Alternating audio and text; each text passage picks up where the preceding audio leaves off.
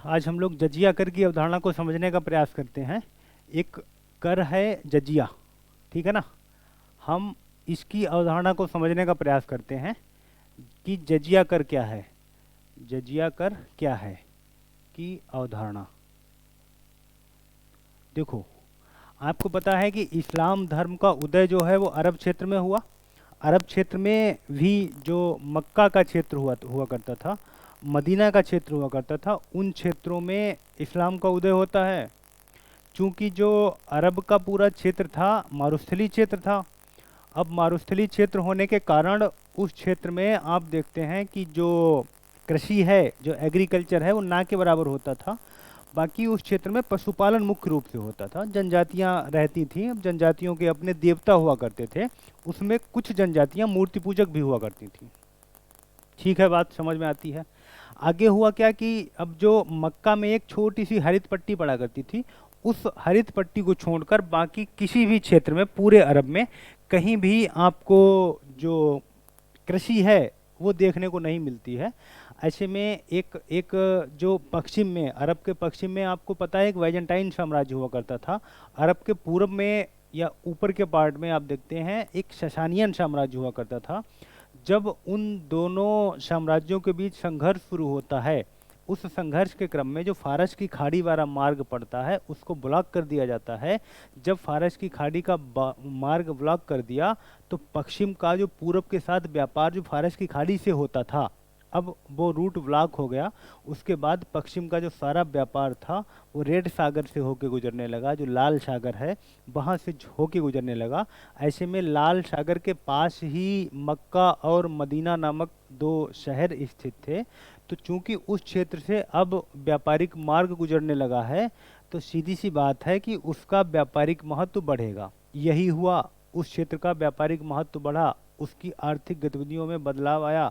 जो आर्थिक गतिविधियों में बदलाव आ रहा था, अब होता क्या है कि देखो, जो जनजातीय समाज होता है उसमें समानता का भाव प्रबल होता है। समानता का भाव प्रबल से, जैसे जब समाज जनजातीय प्रवृत्ति का होता है, मतलब लोग ट्राइबल सोसाइटी का जीवन जब जीते हैं, तब उनमें समानता का भाव प्रबल होता है। समानता का भाव प्रबल होता है। मतलब कहने का ये है कि इस समय जब जब व्यक्ति जनजातीय समाज में जीवन जी रहा है तो उसके पास ऐसा नहीं है भेदभाव का कोई कारण है। क्यों? क्योंकि दोनों के पास समान स्थितियां हैं। ऐसा नहीं है कि तुम आज चल रहे हो फॉर्चूनर पे, हम चल रहे हैं किस पे, अपाचे पे। तो अगर ऐसी स्थिति बनती है, मतलब जो आर्थिक विभाजन है वही सामाजिक विभाजन को दिशा देता है।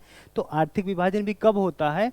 जब समाज में एक व्यक्ति के पास पैसा, आर्थिक संसाधन अधिक हो जाते हैं, दूसरे व्यक्ति के पास कम रह जाते हैं, तो वही कारण बनता है सामाजिक विभाजन का। तो अभी जो जनजातीय समाज होता था, प्रत्येक व्यक्ति समान दृष्टि से रहता था। किसी के पास ऐसा तो है नहीं फॉर्चूनर है, कोई पल्सर से चल रहा है। सबको उसी अवस्था में रहना है। खाने के लिए क्या है? खाने के लिए जंगली उत्पाद हैं, आपको भी खाना है। ऐसा नहीं है कोई व्यक्ति बैठ के मशरूम खा रहा है, ठीक है ना, कोई मांस को खा रहा है। तो उस समय सभी को मांस ही खाना है। कंदमूल फल खा सकते हो या फिर आप जानवरों का शिकार करके उनका मांस खा सकते हो। वही सबके लिए उपस्थित है, वही आपके लिए उपस्थित है। ऐसे में समानता का अभाव प्रबल होता था। लेकिन जैसे कि आपने देखा कि जो ट्राइबल सोसाइटी थी अरब के क्षेत्र में, जैसे जैसे वो जो व्यापारिक मार्ग अरब के क्षेत्र से गुजरा, लाल सागर से होकर गुजरा, उसने इस क्षेत्र का व्यापारिक महत्व बढ़ा दिया, इस क्षेत्र के आर्थिक महत्व को बढ़ा दिया। अब उस आर्थिक महत्व को बढ़ने के क्रम में हुआ ये कि जो जनजातीय संरचना थी वो टूटने लगी। मतलब जो समानता का अभाव था वो टूटने लगा। क्यों? क्योंकि आर्थिक स्थिति बदल रही है। जब आर्थिक स्थिति बदल रही थी तो जनजातीय समानता का भाव टूटने लगा था। जिस समय जनजातीय समानता का भाव टूट रहा था, उस समय सामाजिक विभाजन भी बढ़ रहा था। तो जब सामाजिक विभाजन बढ़ रहा था, उसी समय आप देखो 570 के आसपास पैगंबर साहब का जन्म हो चुका था। उन्होंने 615 तक आते आते नया एक पंथ चलाया था जिसको आप इस्लाम के नाम से जानते हो। इस्लाम का शाब्दिक अर्थ होता है समर्पण। इस्लाम धर्म को मानने वाले जो व्यक्ति हैं उनको जो शाब्दिक अर्थ है उनको बोलते हो मुसलमान। और मुसलमान का जो शाब्दिक अर्थ होता है, अर्थात जिसने समर्पण कर दिया हो। तो ऐसे एक पंथ का निर्माण किया था पैगंबर साहब के द्वारा ऐसा एक पंथ चलाया गया था। अब इस पंथ के माध्यम से जो पैगंबर साहब थे वो, ये जो पंथ था ये चूंकि एकेश्वरवाद पे आधारित था, एक ईश्वर की बात करते थे, तो एकेश्वरवाद पे आधारित था। तो इस पंथ के माध्यम से पैगंबर साहब ने जो इस क्षेत्र में जनजातीय समानता टूट रही थी, जो सामाजिक विभाजन बढ़ रहा था, उस जनजातीय समानता को, उस आर्थिक असमानता को, उस सामाजिक असमानता को दूर करने के लिए, लोगों को संगठित करने के लिए, एक धार्मिक एकता के सूत्र में बांधने के लिए उन सारे लोगों को अपने धर्म के प्रति आकर्षित किया और अपने धर्म का आधार मजबूत किया। कुल मिला के मक्का में उन्होंने अपने धर्म का आधार मजबूत कर लिया और जो जनजातीय लोग थे उनको अपने धर्म में समाहित कर लिया, उनको एक अलग साझी पहचान दे दी। वो जो असमानता आ रही थी उसको दूर करने के लिए धार्मिक पहचान दे दी। लोग कहलाए क्या? मुसलमान कहलाए। इस तरीके से मक्का में आप देखते हो पैगंबर साहब ने अपने धर्म का आधार मजबूत किया। लेकिन आप इसी के साथ एक चीज़ और देखते हैं, क्योंकि हमने आपको बताया कि इस क्षेत्र में रहने वाले लोग अत्यधिक जनजातीय हैं। अब जनजातीय हैं तो हमने ये भी बताया कि उनके देवता भी हुआ करते थे। अब चूंकि पैगंबर साहब का जो पंथ है वो जनजात वो जो है एकेश्वरवाद का समर्थन करता है, ऐसे में उसको मूर्ति पूजा का विरोध करना है। यहाँ पर पहले से लोग जो रह रहे हैं वो मूर्ति पूजक भी हैं, तो मक्का में विरोध होना स्वाभाविक था, क्योंकि प्रत्येक व्यक्ति आपके विचारों से आकर्षित नहीं होगा। कुछ लोग आपके प्रति आकर्षित हो जाएंगे, लेकिन पूरा जो कुनबा है, पूरा जो मक्का का क्षेत्र है वो आपसे आकर्षित नहीं होगा। परिणाम स्वरूप आपका विरोध होना शुरू होगा। विरोध हुआ, जैसे कि उम्मीद थी, विरोध किया गया। विरोध का सामना करते हुए अंततः 622 में इनको मक्का से मदीना जाना पड़ गया। छोड़ दिया मक्का, मदीना चले गए। अब इसी को आगे चल के जो अगले खलीफा आएंगे उमर, उन्होंने ही इस तिथि को, चूंकि मक्का से मदीना हिज्र पलायन करके गए थे, इसीलिए उन्होंने इस तिथि को हिजरी संवत के रूप में कूटबद्ध किया है। जैसे कि आप हिंदू धर्म में जो आज हम वार्षिक कैलेंडर का प्रयोग करते हैं वो शक संवत का प्रयोग करते हैं, उसी तरीके से जो इस्लाम का वार्षिक कैलेंडर होता है उसका आधार जो होता है वो हिजरी संवत ही होता है, इसी के आधार पर बेस्ड होता है। तो आगे के खलीफा उमर ने इसको आधार बना दिया। इसके बाद जब पैगंबर साहब मदीना पहुंच गए, मदीना में क्यों पहुंचे हैं ये बात आपको समझ में आ रही ना? मदीना पहुंचे क्योंकि मक्का में विरोध हो रहा, इसलिए मदीना गए हैं। मदीना में पहुंच के करेंगे क्या? अपने जो धर्म चलाया है उसको सुरक्षित करने के लिए, उसको संरक्षित करने के लिए एक सेना का गठन करेंगे। सेना का गठन किया, ठीक है। क्योंकि जब मक्का से मदीना गए थे तो मक्का से एक समूह अपने साथ लेके गए थे, मीन्स एक समर्थकों का वर्ग अपने साथ लेके गए थे, जिसको मुजाहिर बोला गया था।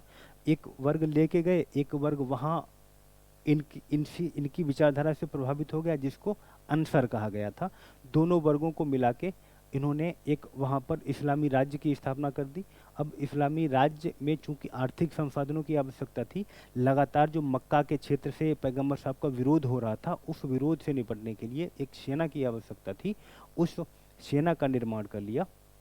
क्योंकि अब सेना को देने के लिए उनके पास कुछ नहीं था, क्योंकि सेना या राज्य आप इस्लामी बना रहे हैं तो आपके पास आर्थिक संसाधन भी तो होने चाहिए। चूंकि पैगंबर साहब के पास उतने आर्थिक रिसोर्सेस नहीं थे, तो इन्होंने किया क्या कि जो मक्का से गुजरने वाले व्यापारिक कारवे थे उन पर उस सेना जिसका उन्होंने गठन किया है उसको ये अधिकार दे दिया कि उन व्यापारिक कारवों पर आक्रमण करो, उनसे लूटपाट जो की जाएगी उसका 4/5 हिस्सा सेना का होगा, जबकि 1/5 हिस्सा राज्य का होगा।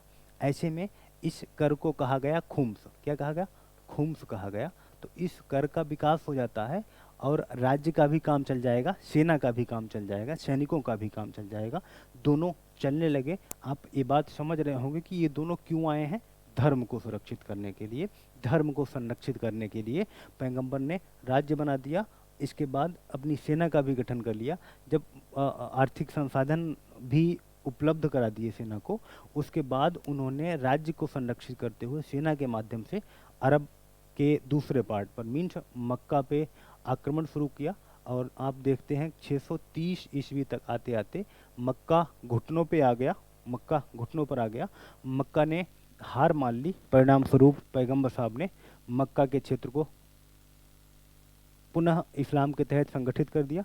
और 632 जब तक पैगंबर साहब की मौत हुई थी तब तक मक्का और मदीना दोनों इस्लाम के महत्वपूर्ण केंद्र के रूप में स्थापित हो चुके थे। एक महत्वपूर्ण बात यह है कि जो मक्का में आप देखते हैं इस्लाम धर्म का चूँकि पवित्र स्थल है, यहाँ पर जो काबा का नाम सुना होगा आपने, जो काबा है वो इस्लाम धर्म के उदय से पहले वहाँ पे था। इस्लाम धर्म के उदय से पहले काबा था। ये जो काबा था ये जो इब्राहिम हैं, यहूदियों के जो पैगंबर हैं इब्राहिम, ये काबा इब्राहिम की परंपरा से जुड़ा हुआ था। क्योंकि हमने बताया जनजातीय देवता थे तो काबा पहले भी था। बाद में जब इब्राहिम की अगली परंपरा के पैगंबर हैं मोहम्मद, तो उन्होंने उस काबा को इस्लाम से जोड़ दिया, जो कि इस्लाम में आज धार्मिक आस्था का बड़ा अच्छा प्रतीक है काबा। तो ये कहने का आशय है इस्लाम के उदय से पहले ही यहाँ पर उपस्थित था। तो एक तो बात ये हो गई, इस तरीके से पैगंबर साहब ने इस्लाम धर्म को संरक्षित किया है यहाँ पे, अपने धर्म की रक्षा के लिए राज्य बना लिया, सेना बना ली। ठीक है, अभी हुआ क्या है कि 32 में पैगंबर की तो मृत्यु हो जाती है। पैगंबर की मृत्यु के पश्चात पैगंबर के जो कार्य थे उनका दायित्व 4 व्यक्तियों ने संभाला। वो थे अबू बकर, उमर, उस्मान, अली अली अली। ये इन्होंने कार्य कब से कब तक संभाला आप पूछेंगे तो बात निकल के आएगी 632 से 661 तक। ये कौन है? एक खलीफा है। सब खलीफा कौन है? तो खलीफा आप बोल सकते हो जो, जैसे पैगंबर कौन थे? हजरत मोहम्मद पैगंबर साहब आप कहोगे तो अल्लाह के संदेश वाहक हैं, अल्लाह के संदेश वाहक हैं। तो पैगंबर साहब का रूप अगर किसी में देखा जा सकता है तो वो खलीफा है। ठीक है ना। इस्लाम धर्म को अब पैगंबर के बाद संरक्षित करने का किसी पे जिम्मेदारी आई तो वो किस पे है? वो खलीफाओं पे है। तो इस्लाम सबसे पहले मृत्यु के बाद अबू बकर बने, उनके बाद उमर, उस्मान, अली, ये 4 प्रमुख खलीफा थे। 661 में अली के संदर्भ में ही आप देखते हो खलीफा का पद यहाँ पे आते आते विवादास्पद हो जाएगा। इनके समय में इनके तो सामने मुख्य चैलेंज यही था कि कैसे इस्लाम धर्म के अंतर्गत जो नए जनजातीय तत्व हैं उनको संरक्षित किया जाए।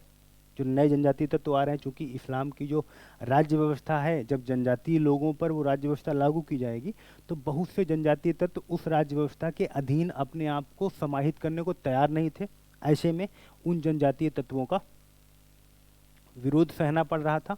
तो इनके सामने तो मुख्य चैलेंज यही बना रहा। लेकिन जो खलीफा उमर थे इन्होंने इस्लाम का विस्तार किया। विस्तार भी आप देखोगे सीरिया हो गया, ईरान हो गया, इराक हो गया, ठीक है ना। इन क्षेत्रों तक खलीफा उमर के समय विस्तार हो चुका था। खलीफा उस्मान के समय और भी ज़्यादा विस्तार हो गया। आप देखते हो मिस्र में नील नदी से लेके पश्चिम में मध्य एशिया तक इस्लाम का विस्तार हो गया था। लेकिन जो खलीफा अली हैं इनके समय पूर्णतः इस्लाम में खलीफा का पद ही विवादास्पद हो गया था। क्योंकि जो अली हैं ये चौथे खलीफा हैं। इन्हीं के समय शिया और सुन्नी का विवाद निकल के आता है। उस विवाद का मेन रीजन ये था कि देखो क्या है कि इस्लाम 2 वर्गों में आते आते यहाँ तक बट गया था। वो 2 वर्गों में ऐसे बट गया था कि एक वर्ग ये मानता था कि जो ऊपर के 3 खलीफा हैं, मतलब अबू बकर, उमर और उस्मान, ये जो 3 खलीफा हैं ये वैध खलीफा हैं, मतलब वैध खलीफा हैं। और जो अली हैं ये हरम करता है, ये अवैध हैं। तो जो लोग ऐसा मानते थे कि खलीफा अली जो हैं वो अवैध हैं, ये लोग कहलाए सुन्नी। ये लोग क्या कहलाए? सुन्नी। लेकिन जो दूसरा वर्ग था जो ये मानता था कि जो अली हैं वही वैध हैं, बाकी ऊपर के 3 खलीफा हरम करता थे, मीन्स अवैध थे, ऐसे लोग कहलाए शिया। तो यहाँ से ये शिया और सुन्नी का कॉन्सेप्ट भी इस्लाम में आ जाता है। दूसरी बात, जो अली है ये इनके विरुद्ध एक माविया नामक व्यक्ति था, उसने सीरिया को आधार बनाते हुए अली के विरुद्ध संघर्ष किया। क्योंकि विरोध अली का हो रहा था इसी मुद्दे को लेके। जब विरोध हो रहा था तो माविया ने विद्रोह किया। अब विद्रोह कुछ इस कदर भड़का इनके विरुद्ध कि उसी विद्रोह के दौरान अली की हत्या कर दी जाती है। उसके बाद अली का पुत्र था हुसैन, उसके बाद अली के पुत्र थे हुसैन के विरुद्ध भी आप देखते हो तो जो विरोध था वो लगातार हो रहा था, विरोध था लगातार हो रहा था। हुसैन की भी वही माविया नामक व्यक्ति ने करबला के युद्ध में हत्या कर दी। इसी हुसैन की याद में आज इस्लाम में मुहर्रम नामक त्यौहार भी मनाया जाता है। ठीक है ना। तो ये तो बात हो गई इस समय तक 661 तक की, जो खलीफाओं का काल था यहाँ तक की। आप देखते हैं कि 661 के बाद, 661 के बाद 750 तक उमैया वंश, कौन, उमैया, उमैया वंश शासन करेगा। उसके बाद 750 से लेके 1258, कब तक, 1258, 1258 तक अब्बासी खलीफा, अब्बासी खलीफा शासन करेंगे, अब्बासी खलीफा शासन करेंगे, अब्बासी, अब्बासी, अब्बासी खलीफा शासन करेंगे। ये खलीफाओं का काल रहेगा। चूंकि उमैया वंश के जो खलीफा हैं 661 से 750 तक जो शासन करेंगे, इनकी राजधानी सीरिया में दमिश्क होगी। और उनके पश्चात जो अब्बासी खलीफा आएंगे जो 750 से 1258 तक शासन करेंगे, इनकी राजधानी बगदाद होगी। ये खलीफा का क्रम चेंज होने का मतलब ये था कि जो उमैया वंश के खलीफा थे, इनके शासनकाल में जो इस्लाम था इसके अंतर्गत अरबों की तुलना में गैर अरबों का प्रभाव बढ़ रहा था। तो जब गैर अरबों का प्रभाव बढ़ रहा था तो गैर अरबों का समर्थन किसको ज़्यादा था, अब्बासी खलीफाओं को ज़्यादा समर्थन मिल रहा था। उन्हीं गैर अरबों के समर्थन के कारण ही जो था खलीफा चेंज किया गया और उमैया के जगह पे अब्बासी खलीफा को स्थापित कर दिया गया था। अतः अब्बासी खलीफा 750 में बन गए थे। लेकिन आप देखोगे 1258 में जो चंगेज खां का नाम सुना होगा, चंगेज खां का एक पुत्र हुआ करता था हलाकू खां, हलाकू खां, चंगेज खां का पुत्र था हलाकू खां। इस हलाकू खां ने बगदाद पर आक्रमण किया, बगदाद पर आक्रमण किया। और बगदाद पर आक्रमण करने के पश्चात जो खलीफा थे इस समय अल मुंतशिर बिल्लाह, खलीफा अल मुंतशिर बिल्लाह, इन खलीफा अल मुंतशिर बिल्लाह की हत्या कर दी, हलाकू खां ने हत्या कर दी। यहीं से खलीफा का पद बुरी तरीके से विवादास्पद हो गया। क्यों? क्योंकि इसके पश्चात यही पता करना कठिन था कि एक्चुअल में वास्तविक खलीफा है कौन, एक्चुअल में वास्तविक खलीफा कौन है। क्यों? क्योंकि जब यहाँ पर बगदाद में खलीफा की हत्या की गई, उसके बाद आप देखते हो खलीफा के कई सारे केंद्र स्थापित हो गए। जैसे एक स्पेन में कार्डोबा, इसके अलावा मिस्र में काहिरा, इसके अलावा दमिश्क चल रहा था, बगदाद चल रहा था, कई सारे केंद्र स्थापित हो गए। इसलिए वास्तविक खलीफा कौन है ये पता करना थोड़ा कठिन पर हो गया था। इसलिए खलीफा के महत्व में भी कमी आई थी। यहाँ तक तो बात समझ में आती है। लेकिन इससे जजिया कर का क्या मतलब है? पॉइंट तो सर आपने दिया था जजिया कर की अवधारणा। तो यहाँ तक अगर ये बात क्लियर है तो अब हम आपको बताते हैं कि जजिया कर की अवधारणा क्या है। तो जब जब इस्लाम का विस्तार हो रहा था लंबे स्तर पे, आपने देखा कि उस्मान के उमर के अधीन बहुत ज़्यादा विस्तार हुआ, उससे ज़्यादा विस्तार उस्मान के अधीन हुआ। लेकिन जो खलीफा अबू बकर हैं उनके समय में अधिक विस्तार नहीं हो पाया था। किंतु फिर भी आप देखेंगे 640 ईस्वी तक, 640 ईस्वी तक आते आते इस्लाम जो था अरब से बाहर निकल चुका था, अर्थात तो सीरिया में पहुंच गया था, ईरान में पहुंच गया था, इराक में पहुंच गया था। तो जो पैगंबर साहब की जिसमें बाणी संकलित है, जिसको आप बोलते हो कुरान शरीफ, जो इस्लाम का वैध ग्रंथ है, तो जिस समय इस्लाम अपना विस्तार कर रहा था गैर इस्लामियों क्षेत्र में, तो इस्लाम में ये बात बोली गई कि जब हम अपने धर्म का विस्तार करेंगे या जब विस्तार कर रहे होंगे तो हमारे सामने कुछ समस्याएं आएंगी, कुछ चैलेंज आएंगे, हम उनका समाधान कैसे करेंगे, हम उनके साथ समझौता कैसे करेंगे। तो इसके लिए ये बात कही गई थी कि देखो है क्या कि हम कोई समझौता नहीं करेंगे। जिस भी क्षेत्र में हम जाएंगे उस क्षेत्र में जो लोग रहने वाले लोग हैं उनको सीधा सा एक ही पॉइंट दिया जाएगा कि आप इस्लाम स्वीकार करो, आपको इस्लाम ही स्वीकार करना पड़ेगा, दूसरा विकल्प ही नहीं है। लेकिन जब विस्तार कर रहे थे 640 तक आते आते उसने अपनी जो ये पॉइंट था कि जो काफिर होंगे, काफिर मीन्स मूर्ति पूजक, जो काफिर होंगे मतलब वो गैर मुस्लिम होंगे, इनको हम सिर्फ ऐसा नहीं कह सकते कि आपको इस्लाम कबूल ही करना पड़ेगा, क्योंकि बहुत से लोग होंगे जो नहीं कबूल करेंगे, तो हम उनके साथ क्या करेंगे। तो यहाँ पर इस्लाम ने अपनी नीति में थोड़ा सा परिवर्तन लाया और वो परिवर्तन ये कहता है कि हम जब गैर इस्लामी क्षेत्रों में जाएंगे तो उनको दो विकल्प देंगे, या तो मौत, या तो मौत मतलब या तो आप आप मौत के घाट उतरो, नहीं तो इस्लाम, नहीं तो इस्लाम।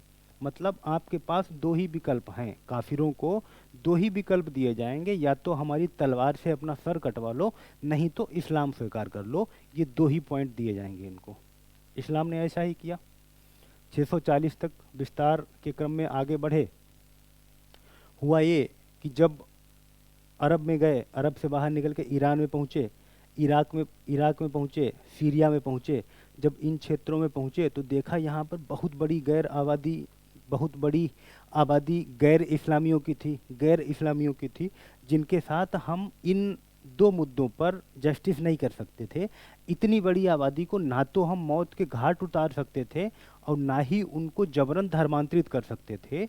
तो हमारे पास ये जो काफिर है इसको लेके एक बार पुनः स्थिति गहन हो गई कि अब हम क्या करेंगे।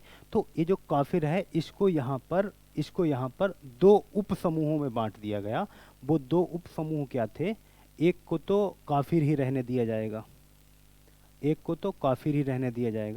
को कहा जाएगा अहल ए किताब, अहल ए किताब। मतलब सर इसका क्या है? मतलब इसका ये है कि देखो, जिस समय सीरिया में पहुँचे, ईरान में पहुँचे, इराक में पहुँचे, तब इस्लाम ने एक चीज़ का अनुभव किया। वो चीज़ ये थी कि देखो, ये जो क्षेत्र हैं, जो अरब से बाहर के क्षेत्र हैं, ठीक है गैर इस्लामी लोग भी हैं ये, लेकिन इनमें और हम में एक समानता है। कहा क्या समानता है? कहा कि समानता ये है कि ये लोग और हम लोग इस रूप में समान हैं कि ना तो ये मूर्ति पूजक हैं, ना ही हम मूर्ति पूजक हैं। एक समानता। दूसरी समानता ये है कि जिस तरीके से हमारे धर्म का आधार कोई ना कोई ग्रंथ है, उसी तरीके से इन लोगों के भी धर्म का आधार कोई ना कोई ग्रंथ ही है। क्यों? क्योंकि इस क्षेत्र में जो सीरिया था, जो ईरान था, जो इराक था, इस क्षेत्र में रहने वाले लोग कौन हैं? ईसाई हैं या यहूदी हैं। तो आपको पता है ईसाइयों के धर्म का आधार क्या है? बाइबल, मूर्ति पूजक नहीं होते। यहूदी हैं तो उनके भी धर्म का आधार क्या है? न्यू टेस्टामेंट हो गया, ओल्ड टेस्टामेंट हो गया। कुल मिला के मूर्ति पूजक नहीं होते, उनके भी धर्म का आधार भी कोई ना कोई ग्रंथ ही होता है। ये बात तो तय है, ये बात तो तय है। तो इसलिए इस्लाम ने कहा कि देखो, अब इन लोगों के साथ हम ये कह सकते हैं, क्योंकि ये मूर्ति पूजक नहीं है, तो इनके लिए एक नया समूह बना दिया गया जिसको कहा गया अहले किताब। अहले किताब का दर्जा दिया जाएगा किसको? इसी क्षेत्र में रहने वाले लोगों को, जिनके धर्म का आधार कोई न कोई ग्रंथ है, और उनको अहले किताब का दर्जा देके इस्लामी क्षेत्र में रहने का अधिकार दे दिया गया। और दूसरी श्रेणी में रख दिया काफिर को। काफिर कौन है? मूर्ति पूजक है। अभी यहाँ पे था ही नहीं है, तो इसलिए इसको दो समूहों में बांट दिया गया। इस क्षेत्र में तो काम चल गया, लेकिन था क्या? तो बाकी लोगों ने प्रश्न उठाया, कहा कि ठीक है, आपने अहले किताब का दर्जा देके ये ईरान हो गया, सीरिया हो गया, इस क्षेत्रों में लोगों को इस्लामी राज्य में रहने का अधिकार तो दे दिया है, लेकिन एक बात बताओ, इस्लाम में युद्ध होता है, जिहाद, और ये लोग हैं गैर इस्लामी, और जिहाद आपको पता है कि गैर इस्लामी व्यक्ति तलवार नहीं उठा सकता, तो इनकी रक्षा कौन करेगा? कल को इन पे कोई विपत्ति आ जाती है तो इनकी रक्षा करेगा कौन? चूंकि इनको तो तलवार उठाने का अधिकार नहीं होगा। तो कहा ठहरो बताते हैं। उसने कहा, इस्लाम के लोगों ने कहा कि ठहरो बताते हैं कि क्रम में उन्होंने कहा कि देखो, इनको हमने दर्जा दिया है जिम्मी का, जिम्मी का दर्जा दिया है। जिम्मी का अर्थ होता है संरक्षित लोग। क्या होता है? संरक्षित लोग। कहा कि इनको हमने दर्जा दिया है संरक्षित लोग का, मतलब जिम्मी का दर्जा दिया है, तो मतलब हमारे संरक्षण में है। इनकी सुरक्षा, इनकी रक्षा का दायित्व तो हमारे ऊपर है। बदले में हम इनसे कुछ लेंगे, हम उनसे कुछ लेंगे। लेंगे क्या? हम इनसे 10% कर लेंगे, जिसको हम नाम दिया है क्या? जजिया। जिसको हमने नाम क्या दिया है? जजिया। तो यही है आपके जजिया कर की अवधारणा। मतलब अहले किताब के लोगों को संरक्षित लोग कहा गया, मीन्स जिम्मी कहा गया। जिम्मी का अर्थ होता है संरक्षित लोग। बदले में इस्लाम संरक्षण देने के बदले इनसे 10% कर लेगा, जिस कर को क्या कहा जाएगा? जजिया कहा जाएगा। यहाँ तक तो बात ठीक है। जजिया कॉन्सेप्ट आप समझ गए होंगे कहाँ से निकल के आया, कैसे निकल के आया। थोड़ा हम अगर और इसमें देख लें तो ये जो काफिर है, ये जो मूर्ति पूजक है, इसके संदर्भ में अभी बात हो नहीं पाई थी, क्योंकि इस्लाम का सामना अभी तक काफिरों के साथ हो ही नहीं पाया था, मूर्ति पूजकों के साथ हो ही नहीं पाया था। जैसे ही मोहम्मद बिन कासिम ने 712 में हिंदुस्तान के सिंध प्रांत पर आक्रमण किया था, उस सिंध प्रांत पर आक्रमण के दौरान इस्लाम का सामना पहली बार काफिरों से हुआ, मीन्स मूर्ति पूजकों से हुआ। तो उसने देखा कि यहाँ पर तो प्रचंड मूर्ति पूजक हैं, जो कि चुटिया भी मोटी सी रखाते हैं, तिलक भी बहुत मोटा सा लगाते हैं। तो ऐसे तो मूर्ति पूजक हमने कहीं देखे ही नहीं। यहाँ आके तो मोहम्मद बिन कासिम भी आश्चर्यचकित रह गया कि अब इन काफिरों के साथ क्या किया जाएगा, ये तो घोर मूर्ति पूजक हैं। पीछे तो बात बन गई थी, हमने अपनी नीतियों में बदलाव कर लिया था, लेकिन यहाँ क्या करेंगे। तो जब काफिरों के साथ सामना हुआ, घोर मूर्ति पूजकों के साथ सामना हुआ, तब भी इन्हें अपनी नीति में एक बार पुनः बदलाव लाना पड़ेगा। और ये जो अहले किताब वाला कॉन्सेप्ट था, यही काफिर पर भी लागू कर दिया जाएगा। जब यही कॉन्सेप्ट काफिर पे भी लागू कर दिया जाएगा तो होगा क्या कि आपको पता है कि हिंदुस्तान में जिस समय मोहम्मद बिन कासिम आया था, तो उसी समय हिंदुस्तान में भी 10% जजिया लगाया गया था। तो इस तरीके से अहले किताब वाला दर्जा भी काफिरों को दे दिया गया, मीन्स मूर्ति पूजकों को भी दे दिया गया। तो 10% जजिया इनसे भी लिया जाना स्वीकार कर लिया गया था। तो अब उम्मीद करते हैं कि जो जजिया कर की अवधारणा होगी वो आप समझ गए होंगे। सिर्फ जजिया ही नहीं, इसमें आपको एक और कर भी समझने को मिला था। वो क्या था? खुम्स था। खुम्स था।